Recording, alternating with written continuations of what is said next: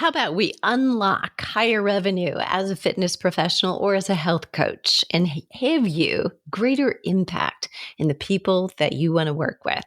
I'm Deborah Atkinson. You're listening to She Means Fitness Business. It's a division of my business, Voice for Fitness, and everybody on our team believes that you deserve to wake up to working with clients you love, making a revenue that allows you the freedom of time and the lifestyle that you want to live. And look, I know how hard it can be because at 49, I started over. I gutted everything after 30 years. Had to really put all the marketing and sales strategies that I had been teaching trainers and health coaches for decades to work for myself as I began two niches and cut off all ties to regular paychecks, regular insurance, and that flexible schedule. So I know how hard it can be to suddenly be self-promoting. And we talk a lot about that in this episode. If you are a heart-centered health coach and trainer, and if you struggle with some incongruence about promoting what it is you do and what it is you love in a way that earns you the living and the lifestyle that you also deserve, this is for you. So before we start, go and look at Fitness Marketing Academy right there. On the homepage, there's a quiz. If you're not quite sure what it is you need in order to start your business, grow your business, or scale it, if you already have plenty of business but zero time, I've got you in all three ways, and I will hand it to you on a platter if you'll go and find out which one of those is your biggest challenge and problem. So in this episode, we're going to talk about smart monetization strategies. They're the secret sauce to earning more while still doing what you love and not doing it more than you love, meaning not more hours in every single day, not working 7 days a week. Whether you're just starting out or you're a seasoned pro, it's time to break up with a cycle of trading time for money and step into opportunities that you may not have considered yet. Today, you're going to hear some practical insights and proven methods to create multiple income streams, serve clients in a new and exciting way, and charge what you're truly worth. Stick around when my guest and I dive into smart monetization strategies that can transform not just your business, but your life. And get this, she's a meditation and yoga instructor, completely heart-centered. And she is Kelly Smith, a global yoga and meditation teacher. She's an author. She is a registered yoga teacher, 500 an hour, and she's founder of Yoga for You, is the host of iTunes chart-topping podcast, Mindful in Minutes, and Meditation Mama. Kelly believes there's no one-size-fits-all approach to yoga and meditation. She encourages students to find their own personal practice, listen to their bodies, and find inner joy by accessing their most authentic selves. Kelly is best known for her guided meditation, yoga nidra, and restorative yoga practices that she's been sharing since 2016 on her podcasts and her books. I think you're going to really love this episode. Kelly Smith, thanks so much for being here. Hello, how are you doing? Good. I just knew your answer was going to be unusual. So it is so chill and calming. I'm going to walk away from this. The rest of my afternoon is going to flow in peace and harmony, and I love it. Oh my gosh. I'm so good. And you're the one with two small children in your background, and yet it's me who needs the calming. I love that too. Oh my gosh. So of course, everybody's just heard your bio. We know up and down and A to Z, you've got yoga, you've got meditation, all of it. First of all, though, how did you get here? Did you start off doing something different in health and wellness or fitness, or entirely different? Where did what you're doing right now, where'd that evolve from? It all evolved from yoga classes where I was there, as many start with yoga, for the good stretch. So I started when I was a teenager. I was an athlete, so it was a form of cross training for my sports. And when you said, I knew that your answer would be unusual, in my head, I thought, That's because I am unusual, and not in the bad way. But it goes all the way back to the origin story of like, what 14-year-old in the early 2000s is like, Mom, can you drop me off at yoga class? Like it wasn't in style then. And I embrace, unusual in a way, but I started from practicing yoga for the quote stretch. I was really into like the power, fiery, doing kind of yoga. And then when I was 16, my mom was diagnosed with stage 3 breast cancer, and she's Mm, still with us now. So it has a happy ending, good. thankfully. Grateful every day for that. But that's what really opened my eyes to this softer side of things.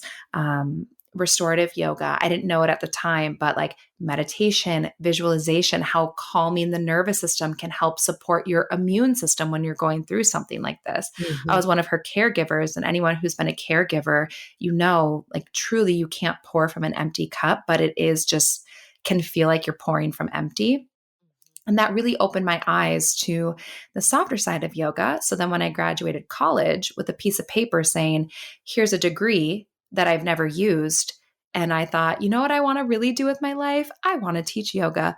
So when I was a lost early 20 something, I did my first yoga teacher training, as many people do. And it just really inspired me to now start down this path, which has had many twists and turns and ups and downs, but it all evolved from teenage yoga classes where I was like, I'm not here for any of this mindfulness business. I'm here to stretch. It'll be good for me as an athlete. And that's where we started. Amazing. I love it. Okay. So, can you talk a little bit about as somebody who's I mean, you've done some amazing things. We both happen to know what I'll call a third party Sam, who introduces. He's told me, kind of some of your successes and what it is that you've done. So you have really built the business and based on the description you just did, you've built that business based on something you loved. Yes, And I would say that what I've built is from a combo of passion and necessity, as many great businesses are mhm. built from. Mhm. I love that, and I think that's such a simple distinction, but if you're listening, I know that someone within the last 4 months asked me, "Well, how do I know what niche isn't full yet?" And I was like, "Oh, let's not do it that way. Let's do it like what lights you up and where's the emergence of your passion and your education and that you're going to love life when you get up in the morning because that's so much better." So I love that you've said that, but still, and I will say I totally well, I'm going to ask you first. So before I share my opinion, let me ask, what's your reaction to this? If you love what you do, you'll never work a day in your life. False. That's my opinion. Because I think that like I love my job, but it is still my job. I find it to be so fulfilling. It mentally keeps me alive. It sparks joy in my heart. And also, do I still have to, you know, come downstairs to my office hide from my children to, be tech support for someone who's trying to, say, how do I leave a review on your podcast? And then, I let them know like, oh, you push this button and then you do that, or, work with private clients, things like that. Like Mhm. even leading retreats, like that's something that's a dream of mine that I've been doing for years. And do I get paid to go lead 6-day meditation retreats in Iceland? Yeah, absolutely. Is it a ton of work? Yeah, absolutely. And it's fulfilling a dream of mine. So I do think you're still working. However, I don't think it necessarily feels like what's the word? Because I've worked a lot of jobs as well. Let me tell you, worked a lot of Mhm. jobs building this dream, and it feels different. It doesn't feel like a job. I would say it Mhm. feels more like a purpose in a way, but there's Mhm. still a lot of work tied to that purpose. Yeah, I total agreement. So glad you said that. So in that vein, can you explain, working smarter, not harder? How has that been the key to success for you? And maybe can you point out a time when you absolutely knew that's not where you were? And because so often we have to learn that painful mistake before we get it right. We don't just land in Wonderland Lucky Charm world. But avoiding burnout is so very important. And, I know for me, I left a job. I left multiple jobs to do this, thinking, I had a flexible, probably 60-hour work week because I was really invested and took ownership. And I thought, if I take that time and I invested in my own, surely I will grow that. Well, I think it probably turned into more hours, at the beginning because you don't shut off. But talk about that working smarter versus harder. When did that hit you that I need to be doing this differently? It hit me. There are two things that pop out of my mind really prominently. One was and Yoga for You, which is my business, and then there's all the things that kind of fall under that umbrella. But the first Yoga for You started when I was just teaching yoga classes in this one bar, one Walmart town in Missouri. I moved there for my husband's job, and it was eye-opening. It was an experience. And I ended up opening a yoga studio there. And that was also an experience, but like a phenomenal one. I learned so much about that process. I went over the course of 3 years from like one yoga class at my husband's medical school. That's what we were there for on Friday nights to then having this yoga studio and running it.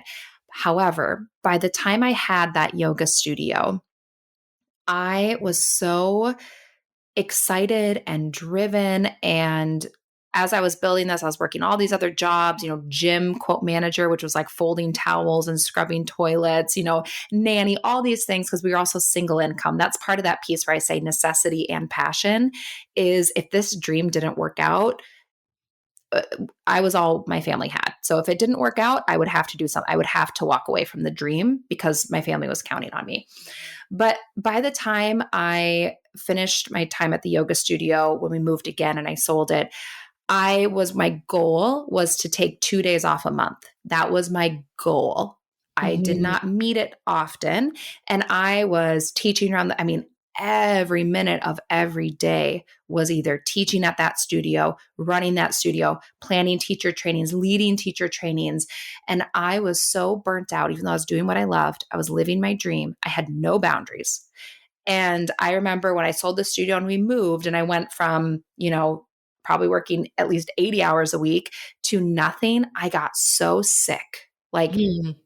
deeply ill for a long time. Like my body finally just took that exhale of like, oh my gosh. And my health was not in a good place for quite a while. It took a while for me to rebound. And it was such an indication of like, that was way too much. My body was in fight or flight doing that. And it wasn't just about doing more, more, more, more, more. It's about working smarter. So that was the first time it hit me. And that's when I started shifting my business model because everyone listening who's a business owner, I want to give you permission to allow your business to change and evolve as you change and evolve, as your life circumstances change, as your passions evolve. Like your business that you're creating right now or sustaining right now, 10 years from now, it does not have to look identical to that. So I want to give everyone permission to let their business evolve as they evolve as an individual. So that's when I started working smarter and I shifted my business model from just teaching a ton of classes and running a studio to one podcasting. So Mindful in Minutes, my podcast is over 7 years old at this point. So like in the podcast space, it's geriatric. So creating guided meditations and sharing them with other people on this audio platform, which like I know you've been doing this for quite a while too, Deborah. Like it used to be that the hardest part of podcasting was telling people what is a podcast and how do you listen to it, True. which is, it's changed now as to, so different. Yeah. And then I started doing a lot of continue ed training. So I went from this, teaching classes, group classes, private clients to more of a many to one. So I was traveling all over globally, doing these pop-up continued ed trainings, going to different studios, showing up for a weekend. It was also a higher ticket item, running the event for the weekend, getting people continued ed hours in these specific modalities, and then coming home and then, doing different stuff like during the week. So looking at kind of working from just hours in to dollars out, you're going to hit a cap at some point of either you're going to run out of hours or you're going to run out of energy doing that, or you're going to run out of time. And doing kind of more of this many to one model where I could go and do the more immersive experiences, get a little more bang for my buck, and then kind of come home, let my battery recharge a little bit, not have to always trying to get new clients, more people into the door for regular classes, things like that. That was the first big one. The second big one was when I got pregnant for the first time. And I got pregnant March of 2020. I'm sure we all remember it. Ooh. And I remember thinking, this is the end of my business, because then I had really cultivated this sort of traveling model of going everywhere, doing these trainings, doing retreats. And then all of a sudden, I'm pregnant and very sick. Flights are grounded. We're under lockdown. Yeah. And I thought, okay, this is it. I'm never going to bounce back from this one because there's no real solution here. But that's when then I had to again sort of pivot, pause, look inward, say, okay, this model right here currently isn't working. What am I going to do instead? How can I evolve this? How can I change this? And I knew it's not like when you become a mom, all of a sudden you have more time on your hands, more hours in a day. That's not Yeah. how it works. And that was the really, really big one for me where I thought, okay, you know what? My resources are only going to get smaller. My time is only going to be, more precious. So how can I, again, work smarter and not harder? And that looked like continuing to grow the podcast, but then also taking some of these trainings that I was doing different places, bringing them online and allowing people to kind of enroll into meditation teacher training, for example, at their own pace. And then I just have to review their final projects, even doing things like mini virtual retreats that are just a few hours long, and really cultivating this many to one sort of event model, as opposed to having to travel or continuing to always get lots of like one-to-one work, so that I could fit that into my new life as a mom. And now I have two, one that's 4 and one that's 1. And so then again, you continue to evolve and work smarter instead of harder. Amazing. Yeah, I love it. And that you've responded, and I think that so many people, if you're here and you came through the pandemic, this happened to you, I hope, or maybe you took an opportunity to pause to decide, do I want to come back, to fitness, which is also, very valuable, I think, because then when you do come back, you're sure. I mean, you're in it. You're really vested in it. I took a little break, I think, years ago between my undergrad and grad school. I was working for a very short time and I knew this is not it. Like, this is not my dream job, and I think you have a little romantic idea of, I graduate, I get a great job, and this is how it's going to go. And, it really doesn't. But, I thought, no, I'm going back for graphic design. I'm not going to go back. And I ended up doing grad school in exercise psychology. Actually, I was pulled back in. It's like, no, this is what I'm meant to do. I can love art, but I need to do this. And it's good to know that. It's just good to know that even when you have that friction and resistance in parts of the work or the life, that you will experience that. But here's the question that so many listeners are going to love: passive income. I think the dream of waking up and knowing when you're in your pajamas, things came rolling in for you. You've done, multiple streams of passive revenue. Can you share some of the strategies you've used and how somebody listening might replicate them or create their own in their own business? Yes. And I want to kind of demystify this idea of passive income first, because Mhm. I don't think there's anything as truly passive income. Kind of Mhm. like, work your dream job, you'll never work a day in your life, whatever it is. And it's like, Right. because even with, and I do want to break these things down of how I do it. I would say there's income that's more passive than others, but nothing is truly passive because, and everyone wants to sell you this dream of like, you know, I'm going to show you how, I made $50,000 last night and, in my pajamas. It's always like, while I was sleeping, I woke up. That's everyone's like marketing thing. I woke up the Mhm. next morning and look at all of these, Thrive Cart notifications. Here's the thing. There really is no such thing as that's always what it is, isn't it? I'm sure you see Right. it as much as I do. Oh, yeah. Yeah, it's Mhm. never fully passive, even if, for example, one of the more passive forms of income that I've done is repurposing some of my content. So on my podcast, Mindful in Minutes, it's guided meditations. I will take those meditations. I have almost 500 of them over there at this point. I'll take them. I write my own notes. I write all the meditations out. I'll turn it into a meditation script and then I'll put it together as like these script bundles. So anyone, if Deborah, you were like, you know what, I want to support my clients and do some guided meditations, at the end of a session, I have like basically a PDF packet that then you can take that and you can just read it and you can start supporting your people in that way.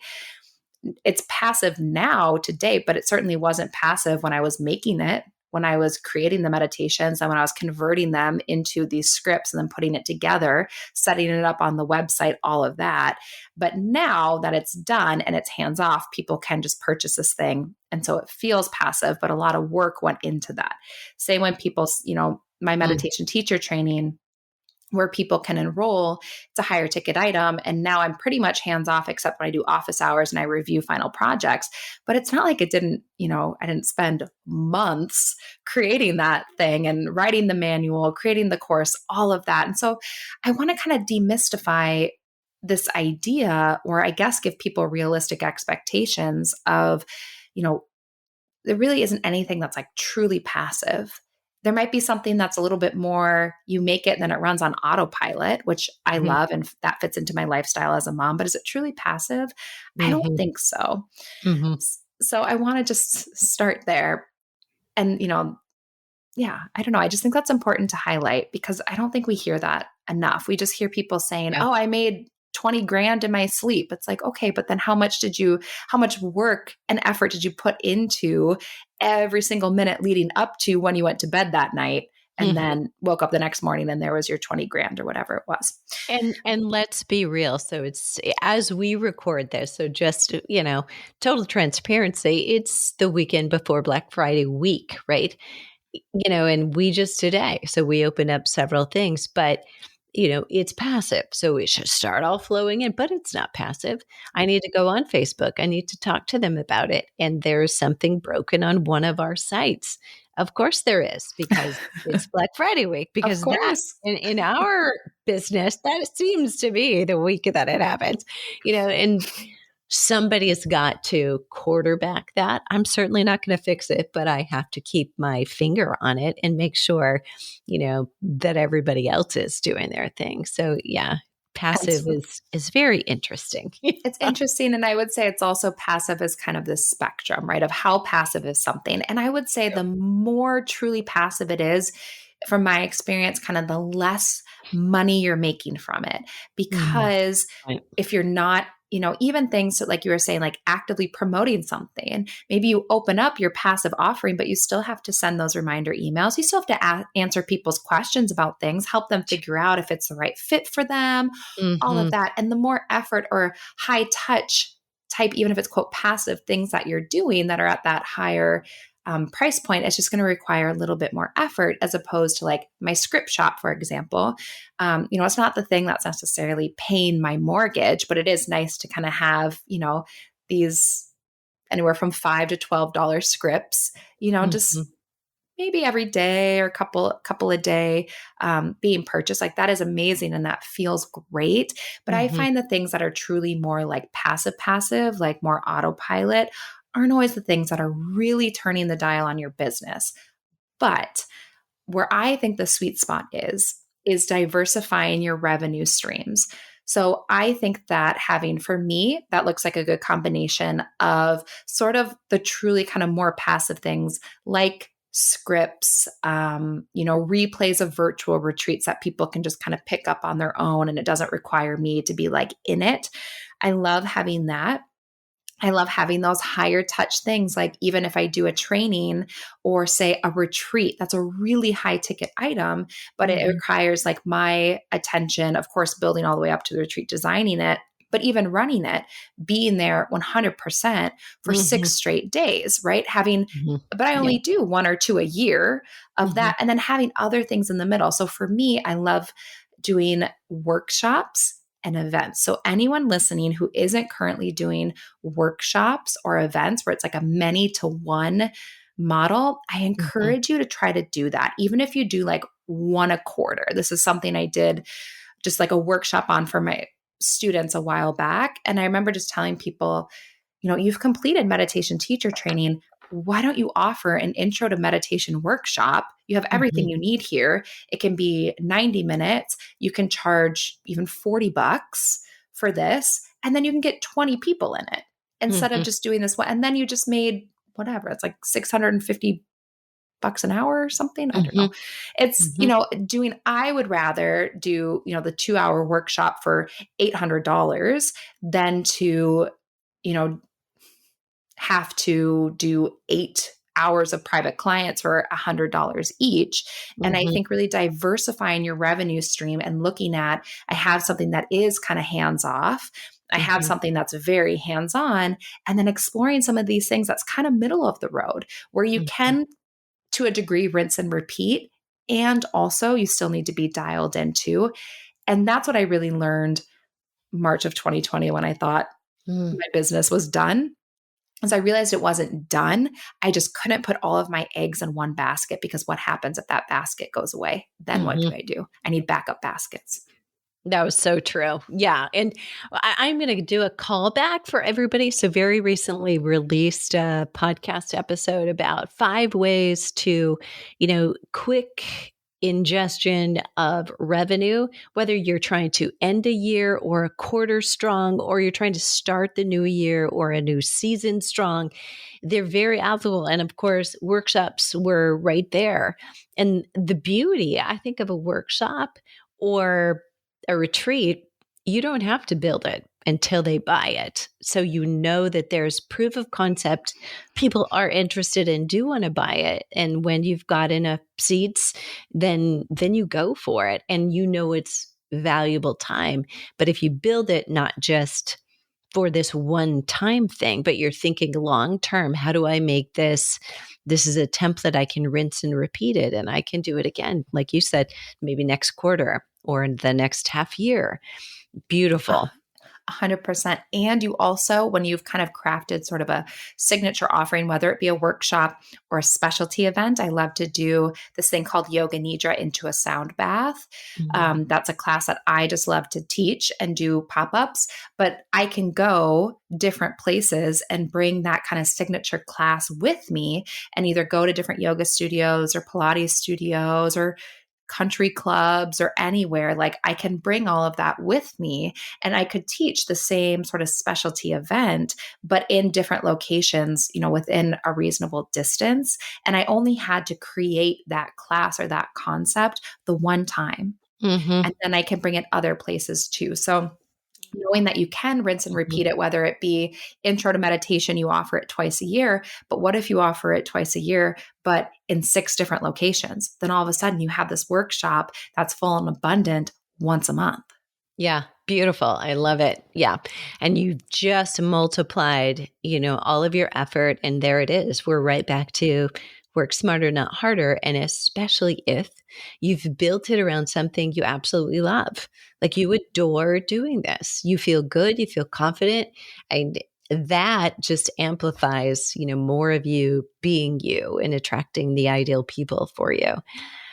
One of your students, Kelly, earned $620 in a single hour from your training. Tell us more about that, and or did you reveal that kind of in the workshop? Yeah, that is something that was one of those where I did the workshop and it was all so the workshop title was How I Make $400 per Hour Teaching Meditation, which is Mhm. kind of a flat, it really the crux of it was work smarter, not harder. And a lot of people, they're nosy about money. So I found that, and you know what? Being real, it felt really vulnerable for me to say that there's been times that I've made $400 per hour because I do think that or beyond. Like my own students are like, oh, I made $600 in an hour. I'm like, that's Mhm. amazing. But I do think there's a piece where when you have a heart centered business or you do what you love, you're like, Yeah. ooh, should I also get financial abundance and do what I love at the same time? And that can be a Mhm. little bit tricky. So I was really putting myself out there with this workshop.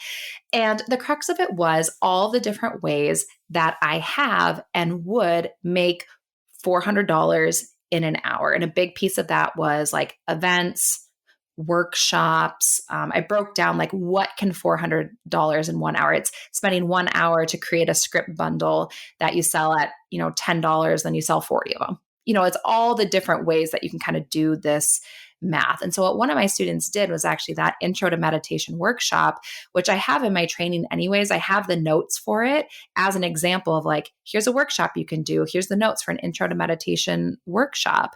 And I think that she did like 75 minutes for a workshop. I think she charged like $40 and she had 17 or 18 people sign up. And she was like, I can't believe that whatever the math ends up being, but it was one of those, she just took the workshop just because honestly, she was nosy. She was like, I was just nosy. I just wanted to know how you were making money. And then she said, I just did it exactly what you said in the Q&A. She's like, and I just got a check from this yoga studio for $620. And she's like, and that's it. And it really is something like it brings me so much joy to see other people succeeding, not just when they, Mhm. take my advice and then it's successful for them, but especially when we're these heart-centered entrepreneurs, we're building something that we love. It feels so good to me to know I'm doing what I love and I'm supporting my family at the same time. Like I'm able to be the mom that I want to be. And, my kids are little, so they need a lot of my time and also be able to do these events and still keep my business alive.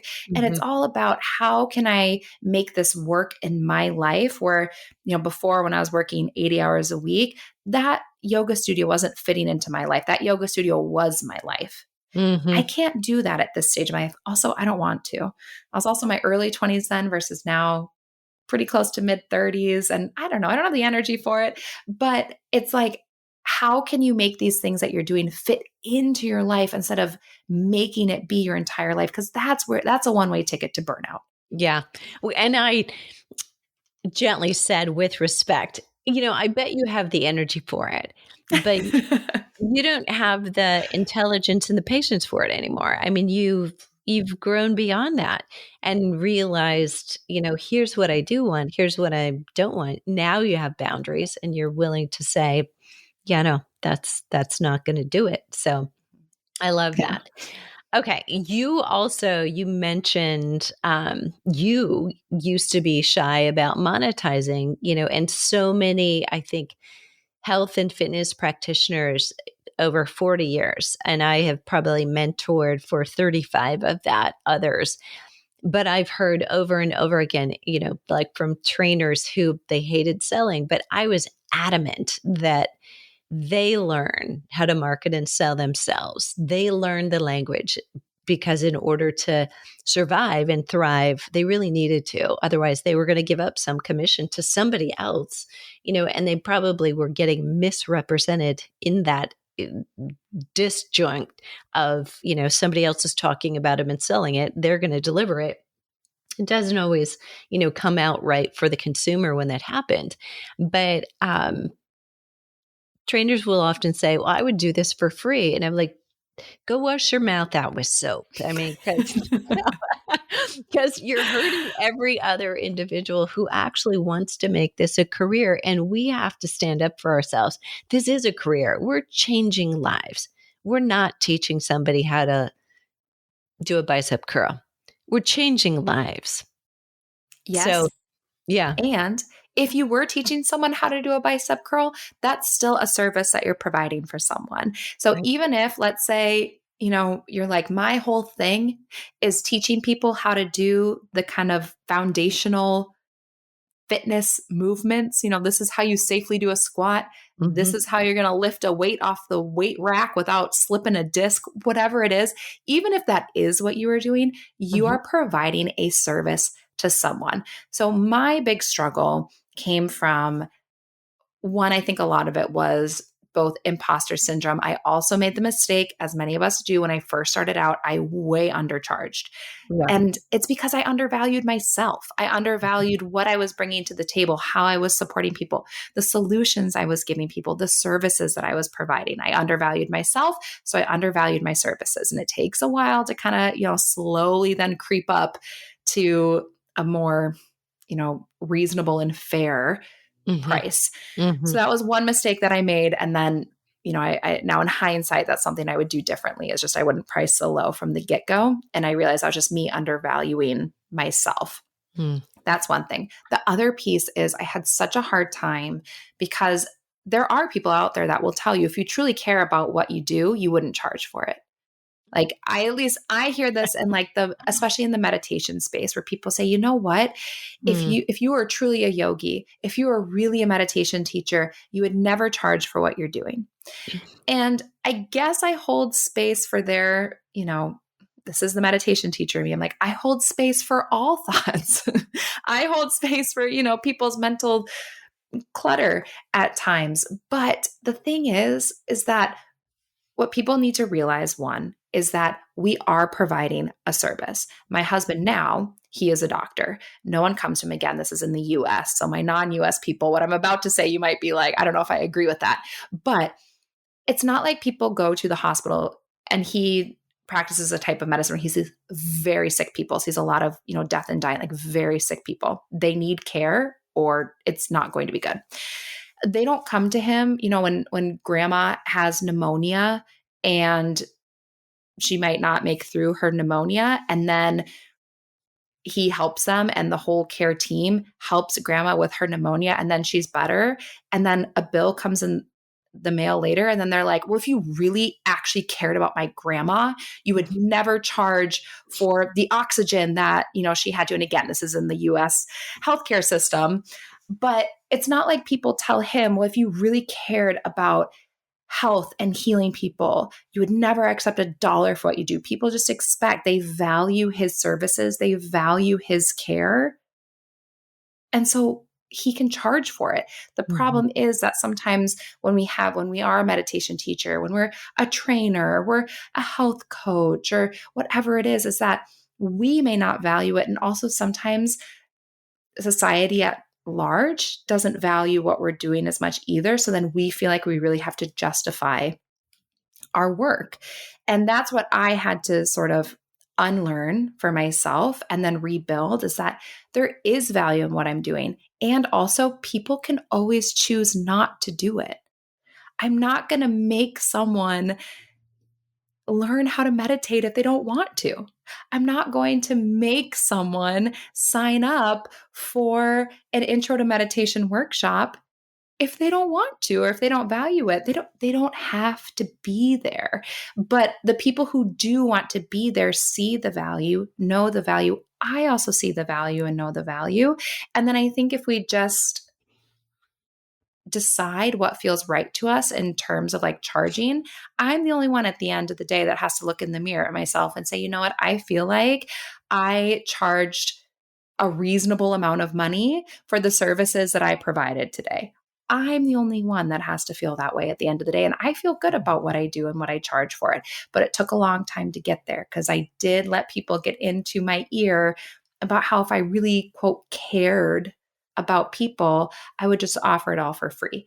And the last thing that I'll say about it is I also found the sweet spot for me of what am I charging for? And also I do offer a lot for free as well. There's a lot of things that I do a lot of, my podcast, we do a community mini where ad revenue for one episode every month gets donated to an organization near and dear to my heart or my audience's heart. You can decide what you want to do. You're in charge of all of this. But to me, it really boiled down to I undervalued myself. And that's why it was so hard for me to charge for what I was doing.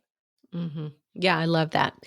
And I love that you've said, because I think consumers also like to be a part of a business that is transparent about, percent of our profits go to this, or, every November we support, a cause, for instance. But I've also in the past done like a scholarship, Mhm. for someone. And it wasn't necessarily a broadcast thing, but it was somebody willing to be transparent enough to say, here's what's going on, or a current customer who said, I'm going to have to discontinue because X, Y, and Z is going on in my life. And, we've extended to her and said, look, this year we're going to support you.